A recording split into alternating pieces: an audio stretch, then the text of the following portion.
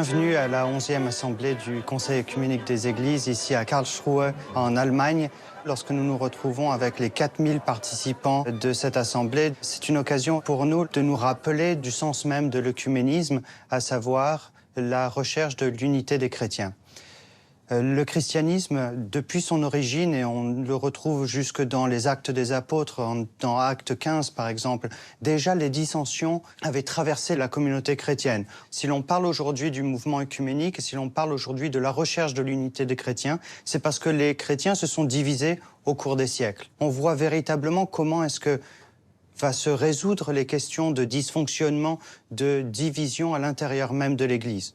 L'Église vient en concile, c'est-à-dire elle se regroupe en collège, elle embrasse l'ensemble de ses membres pour partager les questions qui lui sont essentielles, prier, laisser la place à l'esprit pour réconcilier et rassembler, renforcer l'unité de la communauté chrétienne. Et c'est vraiment sur ce modèle apostolique que le mouvement œcuménique tout au long de la fin du 19e siècle jusqu'au début du 21e siècle va se construire. Le mouvement œcuménique, c'est quoi?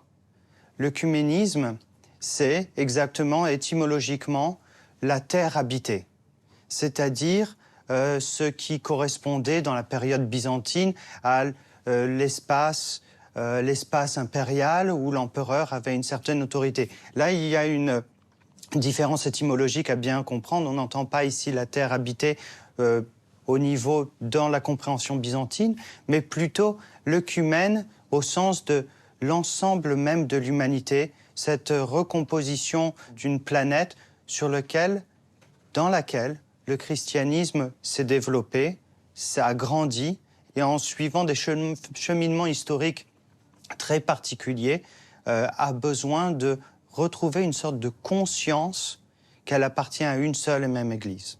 Ce mouvement œcuménique, c'est donc le rassemblement, le rapprochement des chrétiens dans la communion des Églises. Et la terminologie est extrêmement importante, parce qu'aujourd'hui, on parle d'œcuménisme lorsque l'on dit les relations avec le judaïsme ou avec l'islam. C'est pas du tout ça. Dans le contexte du Conseil œcuménique des Églises, dans le contexte qui nous intéresse des relations interchrétiennes, le Conseil œcuménique n'est pas seulement la reprise des relations entre des communautés chrétiennes divisées, mais la recherche de l'unité par ces mêmes églises. Donc, dès le 19e siècle, les orthodoxes ont été extrêmement engagés dans le mouvement œcuménique, ce qui allait devenir le mouvement œcuménique, c'est-à-dire dans les relations bilatérales avec d'autres églises, notamment avec l'église anglicane. C'est de ce contexte-là que va se construire progressivement un ensemble de relations avec le protestantisme, à partir notamment de la conférence sur la mission d'Édimbourg en 1910, où les orthodoxes étaient des participants, que véritablement va pouvoir se construire progressivement ce qui va devenir le mouvement œcuménique.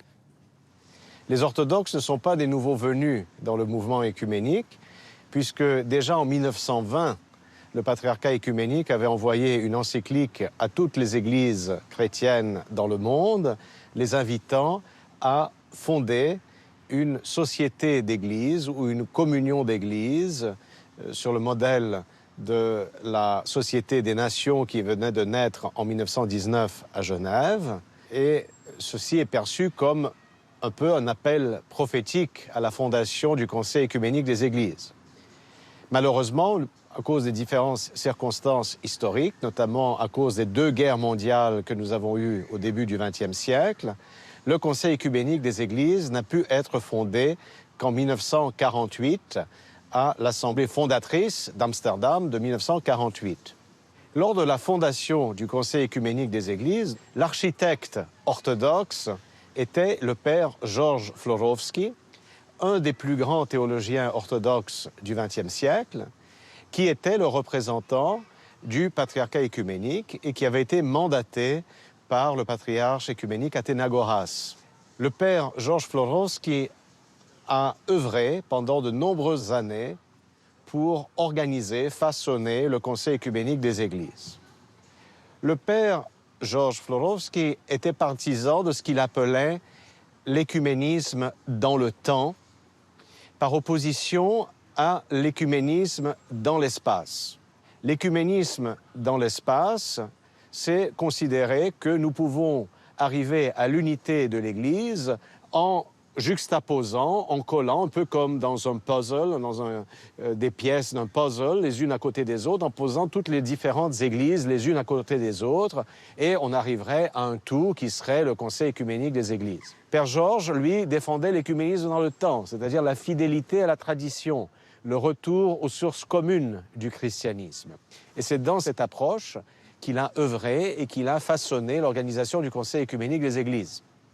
Grâce à la contribution du père Georges Florovski, dans les années 50, le Conseil œcuménique des Églises a publié un document fondamental, pour nous les orthodoxes en tous les cas, c'est la déclaration de Toronto qui dit clairement que le Conseil œcuménique des Églises n'est pas une méga-église ni une supra-église. Méga-église, c'est-à-dire ce n'est pas une église résultant de l'addition de diverses églises ensemble, donc une sorte de melting pot ou de syncrétisme entre les différentes églises, et ce n'est pas non plus une supra-église qui voudrait imposer ou dicter des consignes aux églises membres. Non, la déclaration de Toronto dit que le Conseil œcuménique des Églises est un fellowship, une fraternité, un lieu où les différentes églises chrétiennes se rassemblent pour discuter ensemble de thèmes, de thématiques communes et de décider d'actions communes qui peuvent être entreprises. Au fil des années, depuis la création du Conseil œcuménique des Églises, donc à Amsterdam en 1948, toutes les églises orthodoxes locales sont devenues membres du Conseil œcuménique des Églises.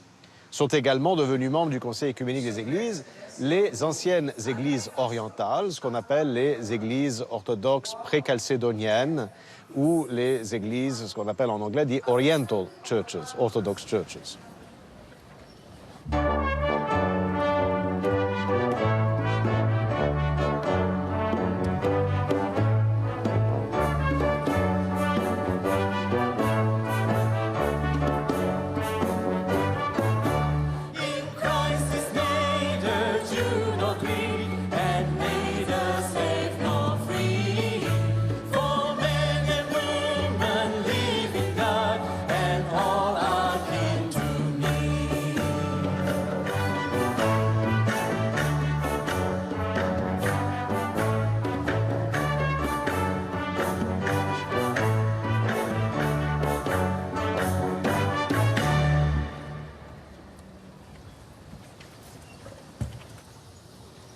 Évidemment, nous, les orthodoxes, sommes un peu des gouttes dans un océan protestant, car l'Église catholique romaine n'est pas membre du Conseil œcuménique des Églises. Elle ne voulait pas être une église parmi 352 églises membres.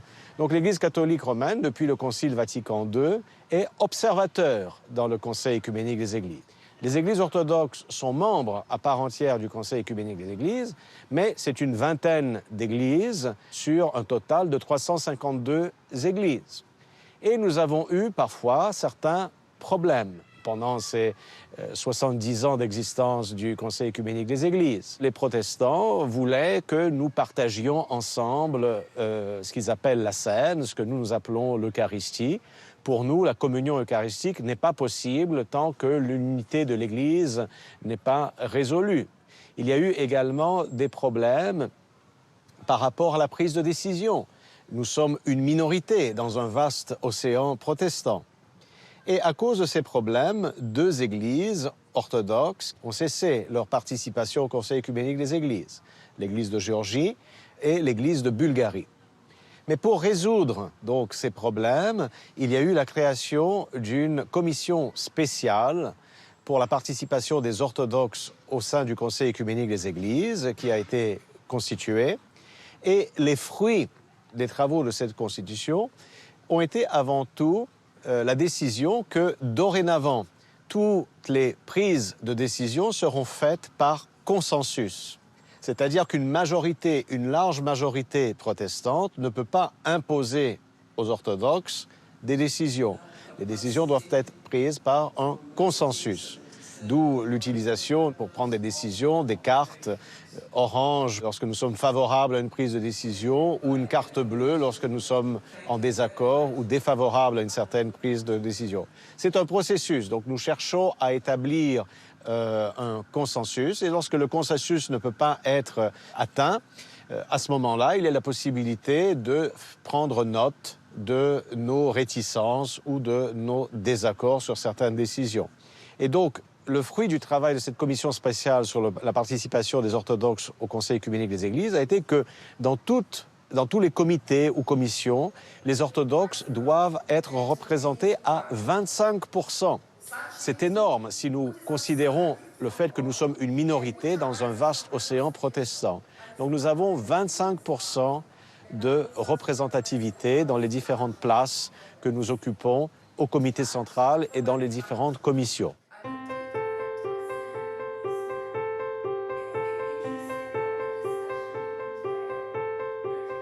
Il s'agit ici de ma première participation dans une assemblée du Conseil œcuménique des Églises en tant que membre de la délégation du patriarcat œcuménique. L'assemblée du Conseil œcuménique, c'est une sorte de laboratoire mondial du christianisme. Et cette mise en exposition nous fait prendre véritablement conscience de nos propres limites aussi en tant qu'orthodoxes, à être capables d'accepter, d'assimiler un pluralisme linguistique, liturgique, voire même confessionnel, au sein même de notre expérience en tant qu'orthodoxe. Et je pense que ça remet les choses en perspective dans la manière dont nous devons approcher notre mission en tant que chrétiens, notre mission en tant que représentants de nos églises et la manière dont nous pouvons l'apporter dans nos communautés locales, puisque en vivant en diaspora, ce phénomène de pluralisme et d'exposition à la diversité confessionnelle du christianisme, c'est notre quotidien, mais on n'a jamais l'occasion de le voir à ce niveau planétaire.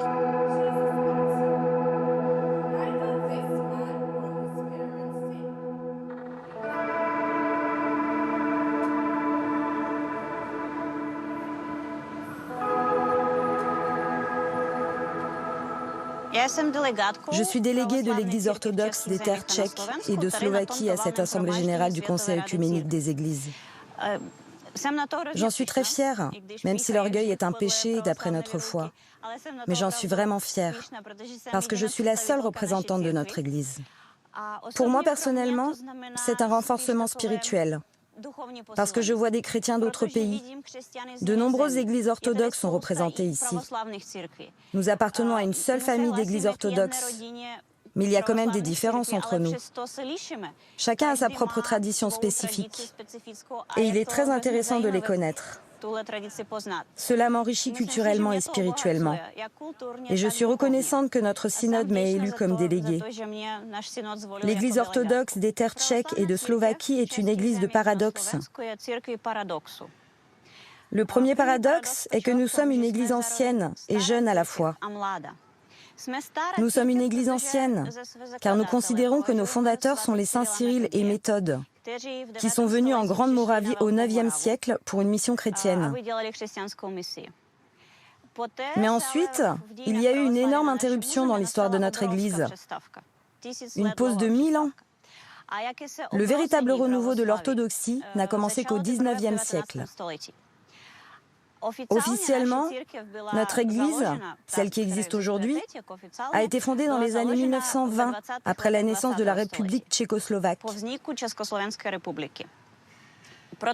C'est pourquoi nous sommes une jeune Église. Et vous vous demandez quel est le deuxième paradoxe ? Nous sommes une Église minoritaire, mais la deuxième Église la plus nombreuse des terres tchèques. Je n'aborderai pas maintenant la Slovaquie. Ces informations concernent uniquement la République tchèque. Le paradoxe est donc que nous sommes une Église minoritaire, mais nous ne nous sentons pas comme une Église minoritaire. En outre, nous sommes la plus grande Église membre du Conseil œcuménique des Églises en République tchèque, car l'Église catholique romaine n'est pas membre de cette organisation. Nous sommes la seule dénomination chrétienne en croissance dans le pays, car les autres églises perdent beaucoup de fidèles. Même l'Église catholique romaine a perdu beaucoup de ses membres. Mais nous sommes toujours en croissance. Donc nous sommes la deuxième église la plus importante et la plus porteuse d'espoir en République tchèque. České republice, bych řekla.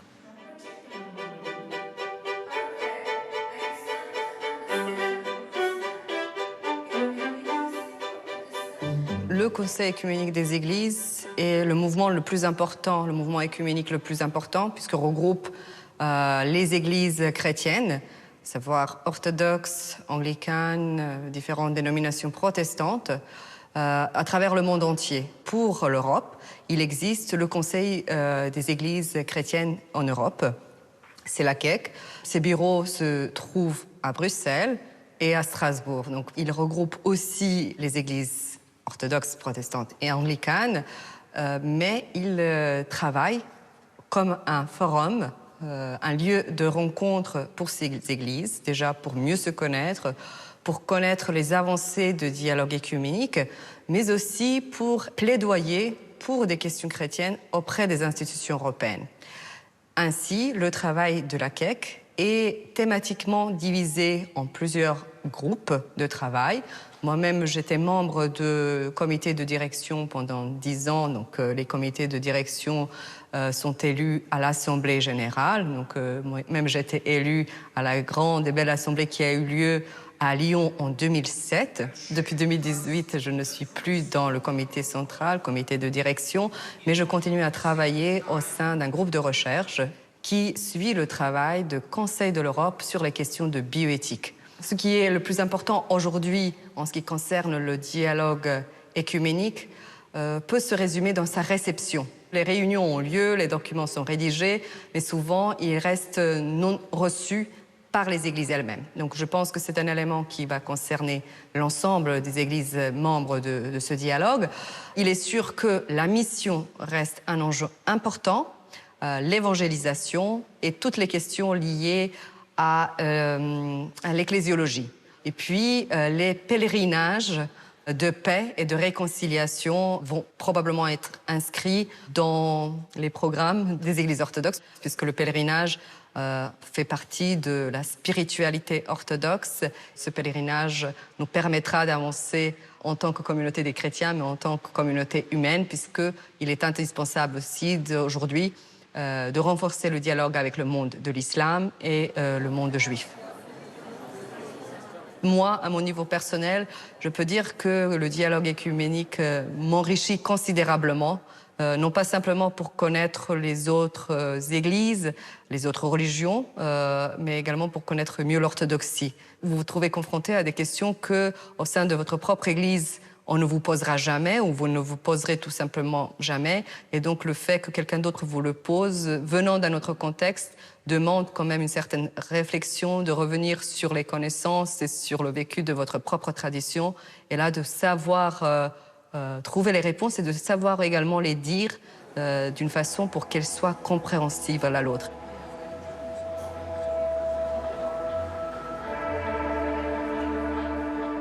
En Ukraine, il n'y a pas de grande tradition œcuménique. Nous vivions en Union soviétique et à l'époque, il y avait une forme d'intolérance à l'égard de toute manière de penser différente. Et je pense que nous avons reçu cela en héritage. Aujourd'hui, il y a plus de disputes, en particulier entre les deux églises orthodoxes d'Ukraine, qui souhaitent prouver laquelle d'entre elles est meilleure ou pire. Mais d'autre part, il y a aussi des éléments qui relèvent des relations œcuméniques. Je me rappelle ainsi la visite de plus de 20 prêtres de l'archevêché de Milan. Ils avaient fait une excursion à la lore des grottes de Kiev. Ils avaient ensuite pris un repas festif chez nous, à l'Académie, avec le nonce et l'archevêque de Milan. C'était un exemple intéressant. Mais dans l'ensemble, il y a le Conseil pan-ukrainien des Églises qui existe de manière plutôt pacifique pour la plupart de ses membres. Ces membres représentent presque toutes les confessions d'Ukraine. 95% des confessions et des communautés religieuses, et dans l'ensemble, elles coexistent de façon plutôt pacifique. Les divisions existent avant tout, là où les frontières ne sont pas évidentes. Les deux églises orthodoxes se disputent souvent entre elles et ont des relations pires qu'avec les gréco-catholiques ou les catholiques romains. Donc, telle est la situation. Je considère que les relations avec l'extérieur contribuent à améliorer la situation en Ukraine, car nous avons des débats pour des motifs politiques. En ce moment, il y a la guerre. La question si nous sommes contre ou pour la Russie, et en quelle mesure nous sommes contre elle, est la question la plus importante. Quant au mouvement œcuménique, il présuppose que l'on se concentre sur le Christ, sur l'essentiel, sur le fait que nous sommes des chrétiens et que nous ne sommes pas la majorité absolue et que nous devons témoigner ensemble du Christ et du christianisme. C'est cette expérience que nous devons appliquer en Ukraine, car la société se sécularise. Elle a de moins en moins d'intérêt pour les questions religieuses. Et une des raisons réside dans le fait que les laïcs voient les disputes entre les orthodoxes, entre divers chrétiens. Il est souhaitable que l'atmosphère entre les chrétiens s'améliore. Et ainsi, on peut espérer que les laïcs et les personnes peu pratiquantes auront un rapport meilleur à l'égard de la question religieuse.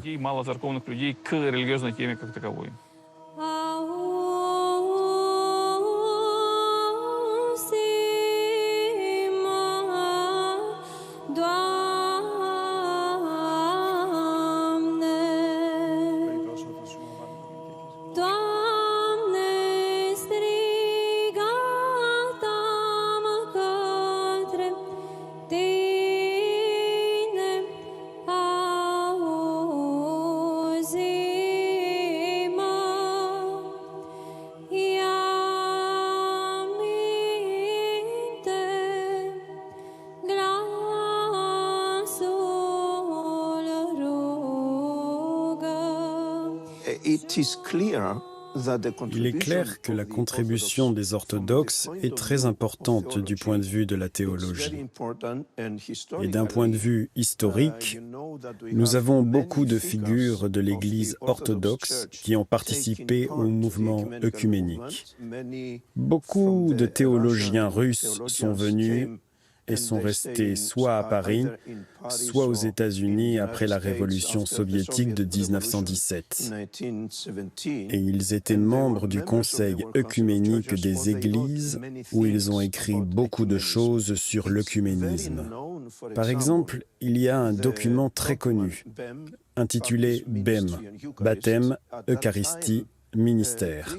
À cette époque, le professeur grec Nicolas Nissiotis, qui était le modérateur de la commission Foi et Constitution, a joué un rôle majeur pour le document BEM. Pour beaucoup de familles protestantes, il s'agissait d'un document complètement orthodoxe. Il est clair que ce document a influencé la théologie et le développement du Conseil œcuménique des Églises. Cette contribution de l'Église orthodoxe pouvait susciter l'optimisme ou le pessimisme parmi les orthodoxes, car la participation des orthodoxes au Conseil œcuménique des Églises n'a jamais été facile. Elle a été toujours difficile. Nous ne devons pas penser que tous les chrétiens, venant de diverses parties du monde, sont prêts à accepter ce que les orthodoxes proposent. Mais ceci n'est pas une question de pessimisme ou d'optimisme. Il s'agit de la manière dont nous, en tant qu'orthodoxes, sommes guidés par l'Esprit Saint pour rapporter notre contribution. Cela a été une impulsion pour nous, que nous devons, en tant qu'orthodoxes, collaborer et nous comprendre mutuellement, afin que notre message soit unifié et non pas individuel, provenant de chaque Église séparément. Pour moi, ceci est tout à fait crucial et très important. Et j'espère que de nos jours, ceci continuera à jouer le même rôle. La présence des orthodoxes est très importante pour le mouvement œcuménique, notamment par cette constante référence à la tradition. Beaucoup d'églises protestantes qui n'étaient pas si conscientes ou attachées à la tradition prennent une prise de conscience de cette importance de cet héritage que nous avons des siècles passés.